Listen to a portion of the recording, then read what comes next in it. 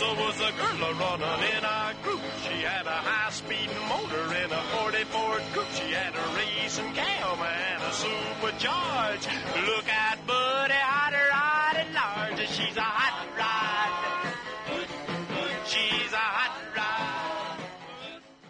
We were talking about China. I got to tell you, everything you hear here on the Car Guy Show is strictly the opinion of George Vincent, Big George the Car Guy, your car guy, and has nothing to do with the radio stations, Gerard Media, or anybody else that might be in the room, including Chuck. Sometimes it's my opinion. I won't disagree with you on a lot of things, unless you're bad-mouthing Elon. No, I am not bad-mouthing Elon ever again. No, ever again. Since he bought Twitter, he's my new hero. Okay.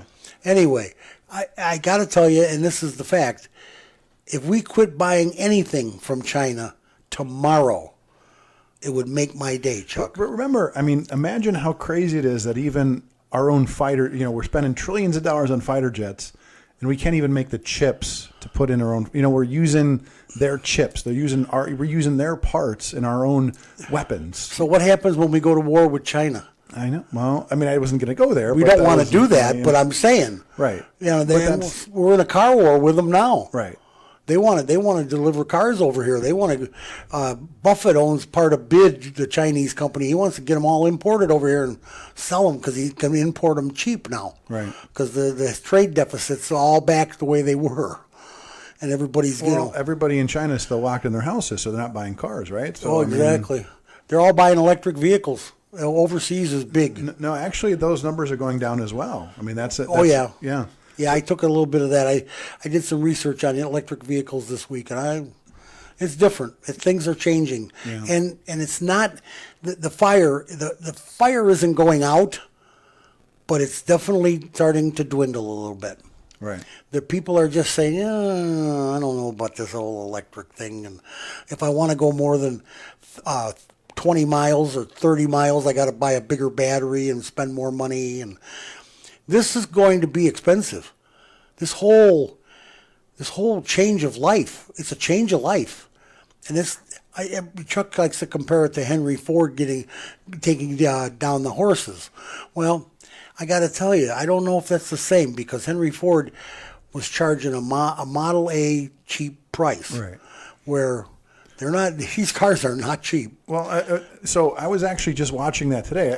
I'm a big fan of documentaries and learning about history, and so that was one of the things I was watching today was the whole idea of, even there was monopolies on top of monopolies. Like even Henry Ford needed to get permission from somebody who owned a patent on the car. So even going into building the car, there was a monopoly. So everything is always, Rockefeller had the monopoly on oil, and everything. There was. That was Theodore Roosevelt was supposed to get rid of the monopoly. Right. He wanted to break up the monopolies, and then it turns out that Rockefeller owned stock in all the companies they created. So he made more money out of the back end. Yes. So that's sort of the thing is that it's this idea that this is something that we've dealt with before, and it's sort of the question is that transition. Are we learning our lessons from that last transition? And that's why I'm really interested about that time period where we brought in the light bulb and the Model T and the whole electric battery thing, and this is such a change of lifestyle. It's pathetic. All right, I got a couple more little stories here that you're gonna. That I predicted this. It's the self-driving stuff. Don't get excited about it.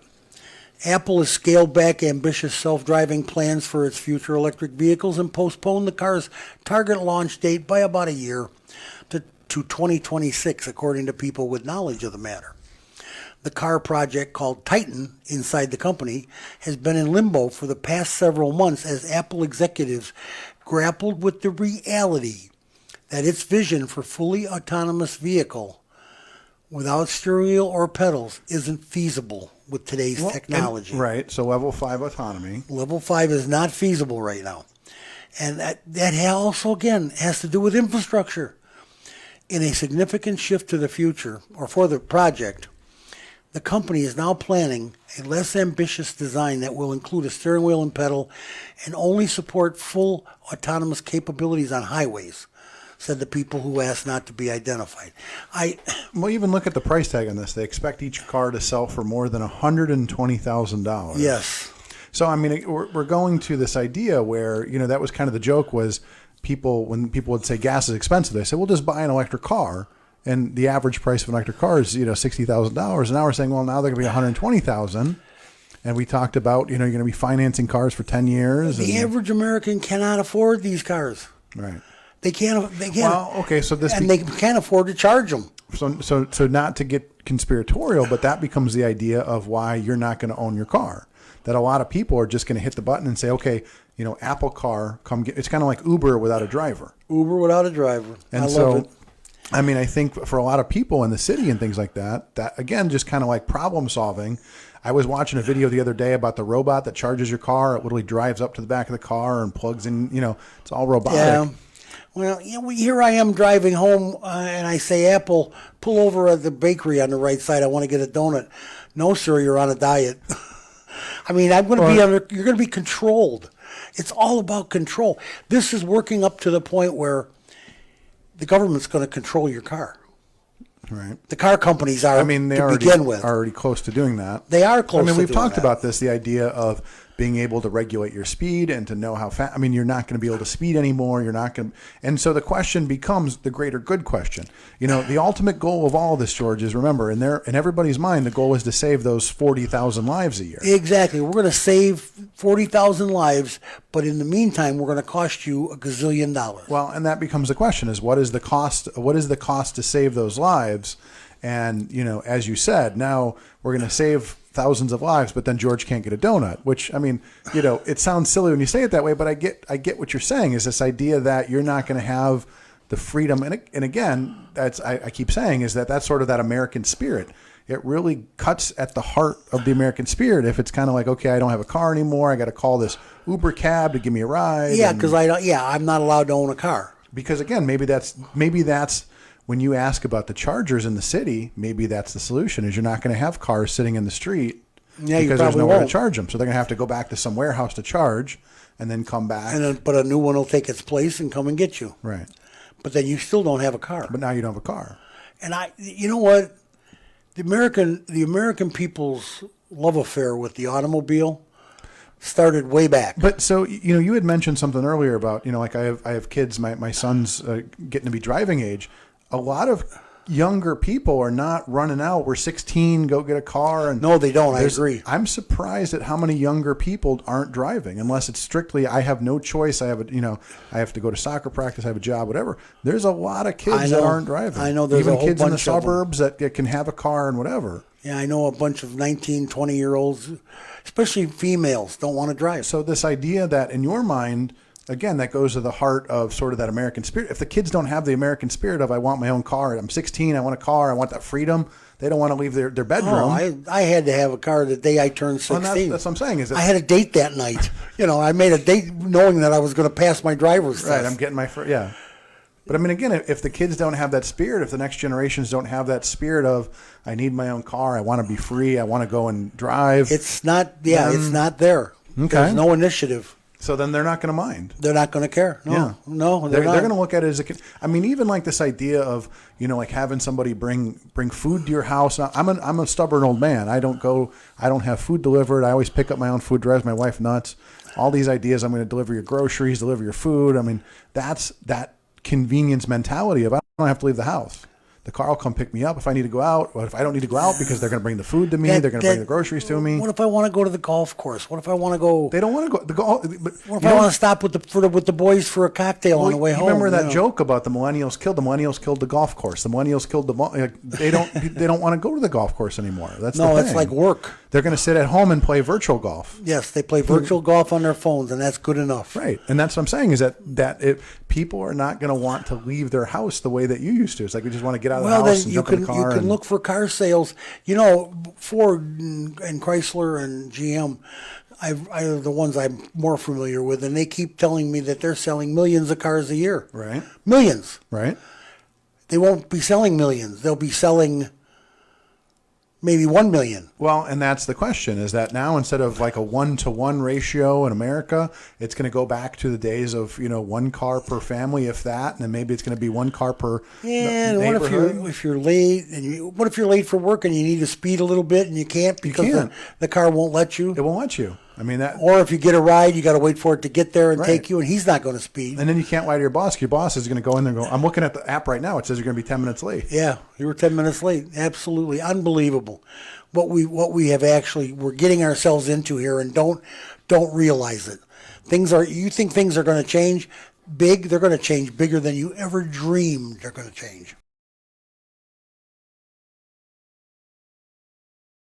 We have a lot of fun with this, and we talk about all the things that are coming your way, and they are coming. We ended the last segment talking about electric vehicles are not green, and they're not your only choice. And big manufacturers recognize this. I'm not the only one saying this. Bosch, one of the biggest suppliers in the world. German supplier Bosch spins up its electric vehicle and fuel cell businesses. It's also continuing to invest in traditional technologies, all with the goal of maintaining its ranking as the world's largest auto industry supplier.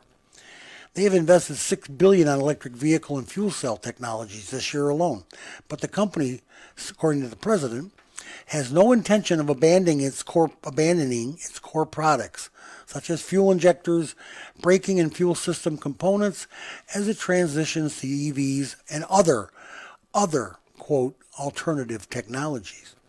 We want to be in all industries as long as we can, said the president. Thomas is his name. We believe there is future in the internal combustion engine and that each region will approach the ICE in different ways, internal combustion engine. In other words, I told you, Chuck, they almost got the tailpipe of like my new Edge. It's virtually nothing coming out of that tailpipe. I would hate to have to try and commit suicide in the garage with that car, because you couldn't. Okay, but we're going to go crazy and destroy our planet building electric vehicles when we almost have the gas burning and hydrogen burning is nothing, of course. BMW has plans for a hydrogen fuel cell market. BMW Group has begun production of early-stage hydrogen-powered crossover, a milestone in the German automaker's diversified powertrain strategy. They're going to have to be diversified, Chuck. They can't just put all their eggs in the electric basket. They can't do it because the electric it's just not going to be, there's not going to be enough infrastructure, there's not going to be enough anything. They can have electric cars, and they are our future. They're coming, and they're here. They're not coming, they're here. But there's got to be alternatives. There's got to be. A test fleet of BMW iX5 hydrogen vehicles based on the popular BMW X5 crossover will hit the road early next year as the automaker aims to commercialize the technology by decade's end. BMW is one of the few automakers that see fuel cell technology gaining traction in the world, souring on emissions spewing combustion internal engine. I don't buy that. Project manager Thomas Hoffman said fuel cell vehicles combine the emissions-free benefits of electric vehicles with the quick refueling capability, requiring 3 to 5 minutes of gas-powered vehicles. So that's almost the same. In our view, hydrogen is a missing piece of the puzzle that can complement electromobility in places where battery electric drivetrains are unable to gain traction. Well, the other thing that I'm saying is in the really cold areas, the batteries don't last on the electric vehicles. Hydrogen fuel cell is the way to go because it's constantly recharging while you're driving. You know, it doesn't make any sense. They don't have enough electricity to really push that car around in the cold weather. Alaska, Montana, Washington, the northern states. And the more I think about it, I was reading about how Congress wants to spend even more money, throw more money at EV. You would think that we are smart enough to be able to do a computer modeling and say, okay, the average temperature in Wyoming is this, the distance, this, and say, okay, it's not feasible for electric vehicles. We're not going to invest in electric vehicles outside of this area. Yeah, we're going to put hydrogen in there. Right. And that would be a reasonable thing is you say, okay, here's the electric in the city, hydrogen in the suburbs, hydrogen if it's below a certain temperature, mean average temperature all year round. And you would be able to computer model all of this stuff. Oh, absolutely. Yeah, I'm sure they have companies that do that. And they're probably the ones that are saying, wait, this doesn't make sense. And then, right now it doesn't make sense because everybody's got all their eggs in the electric basket. They put billions into this. Remember, I mean, to that point, though, if government's going to give incentives for EV and not hydrogen, I mean, that's the whole thing. That's called steering. Right. Well, and that's the concern. They're going to steer you into an electric vehicle no matter what. They don't want you to get a hydrogen vehicle. Right. I don't know who's going to own all these charging stations. I want to know who's going to supply the electricity. I have one more outlet I have to study about these nuclear power plants. You could end up with one in your backyard, Chuck. Right. No, I agree, and I think that ultimately is going to have to be the future if we're going to go down this road. I mean, I don't see a scenario. You have, as I mentioned before, the states that are pushing for EV the hardest are also the ones that are shutting down traditional power plants as fast as they can. Yeah, well, they want to. They want to get rid of those coal-fired power plants. But where are they going to get the electricity to power these electric cars? Right, and they're going to find themselves in a position where, nuclear power plants are not something. It takes, 10 years or more, billions of dollars. So it's not something you can just on a dime say, okay, we need to build a couple of nuclear power plants. Yeah, well, exactly. They're not. They're not cheap, even the small ones. I mean, if they're going to make them mini, like every house or every block would have its own generator. Right. Every block's going to have its own nuclear power plant. I think what you're going to find is you're going to end up, again, that idea of you're going to have these remote areas, a city in Wyoming or something. That's the only realistic way that this. I mean, again, you can computer model this and say, how much power am I going to need at 5 o'clock when everybody comes in and plug in their car. Well, the other thing is, though, they might have enough power in Wyoming for electric cars because they don't have that many. The city is where you're going to have all the cars. Right. And they're going to be zillions of people coming home from work. Oh, I'm going to plug in all at the same time. Right. And that's what I'm saying is it may not be feasible. I mean, it may just, imagine your average neighborhood in Chicago, and then imagine I have to put a charger next to every one of those cars. Oh, absolutely. There's no way that's going to work. All the side streets in Chicago are completely jammed with cars. They're 6 inches apart. Right. And then what happens during the wintertime, everybody's trying to shovel out, call dibs, all this stuff, and then they're running cords everywhere. Oh, and the snowplow comes by and just rips everything to pieces. And give me a break. There's all kinds of bad scenarios there, but the gist of the matter, the main thing, the heart of this, is that we're not ready. We're not ready for all this electronics. We want it, and we're going to get it, but we need to get ready for it. And I don't know what's going on with the electricity. I know these little nuclear plants. I know there's some big money fat cats got their fingers in these things.